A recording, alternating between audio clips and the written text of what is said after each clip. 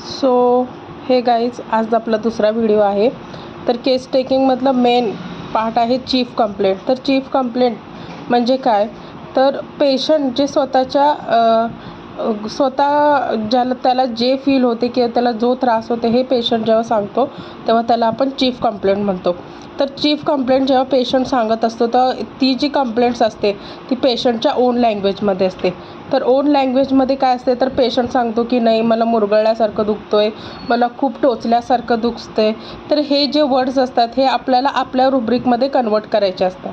तर अशा ज्या वर्ड्समध्ये पेशंट त्याच्या ओन लँग्वेजमध्ये जेव्हा कंप्लेंट सांगतो तेव्हा त्याला आपण चीफ कंप्लेंट म्हणतो.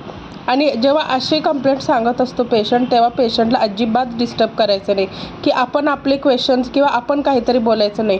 Don't interrupt the patient. किंवा तेव्हा त्याला जेव्हा आपण म्हणजे जेव्हा आपण आपले क्वेश्चन किंवा आपण काही बोलायला जातो तेव्हा पेशंट त्याचे काही ज्या कन्सेप्ट असतात किंवा काही जे प्रश्न असतात तो विसरून जातो किंवा त्याला जे सांगायचं आहे ते पण विसरून जातो.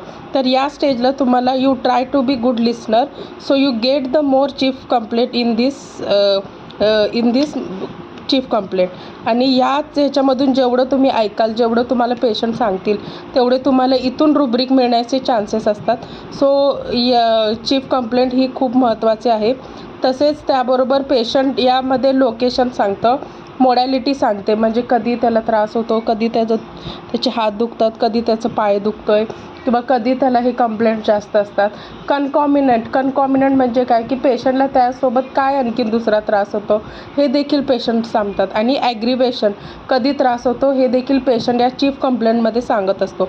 जर व्हिडिओ आवडला असेल तर नक्की लाईक करा, कॉमेंट करा आणि शेअर करा. आणि समजलं असेल तर तुम्हाला प्लीज रेड हार्ट मला असं कमेंट सेक्शनमध्ये टाका. आणि नाही समजलं तर ब्लॅक हार्ट टाका. थँक्यू.